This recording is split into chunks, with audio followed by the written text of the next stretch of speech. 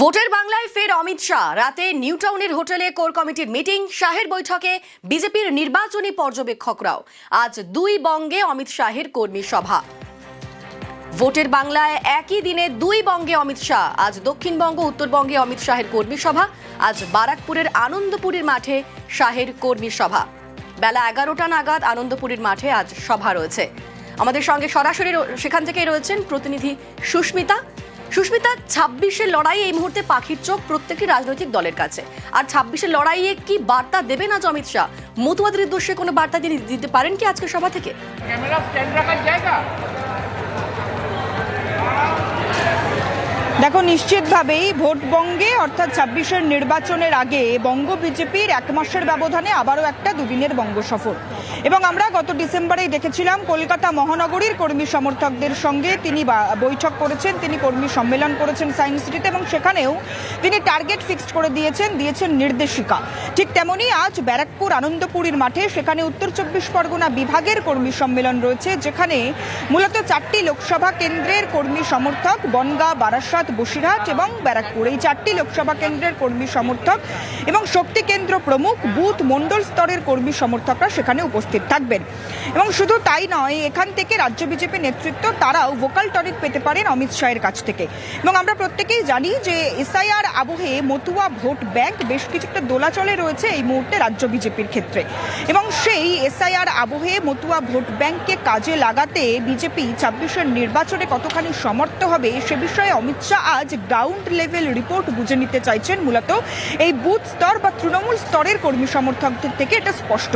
তার পাশাপাশি ব্যারাকপুর কেন্দ্রের দিকে নজর রাখলে দেখা যাবে যে হিন্দিভাষী ভোটারের উপর নিজের থাবা বসাতে বিজেপি এই মুহূর্তে মরিয়া, এবং সেই ভোটারকে নিজের ভোট বাক্সে আনতে বঙ্গ বিজেপি নেতৃত্বের উদ্দেশ্যে দিল্লির কেন্দ্রীয় স্বরাষ্ট্রমন্ত্রী তিনি কি বার্তা দেন সেটা আজকে অত্যন্ত উল্লেখযোগ্য।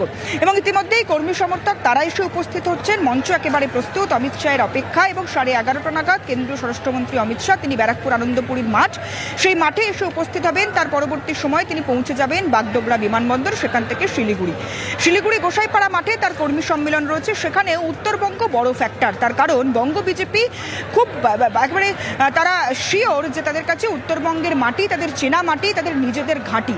সেই চেনা মাটিতে 26-এর বিধানসভা নির্বাচনে তারা কতখানি প্রস্তুত শক্তি প্রদর্শন করতে, সেটা অমিত শাহ যেমন বুঝে নেবেন, ঠিক তেমনই 24-এর লোকসভা নির্বাচনের ফলাফলের দিকে দেখলে দেখা যাবে কোচবিহার কেন্দ্রে বিজেপির শক্ত ঘাঁটির ভিত কিছুটা আলগা হয়েছে।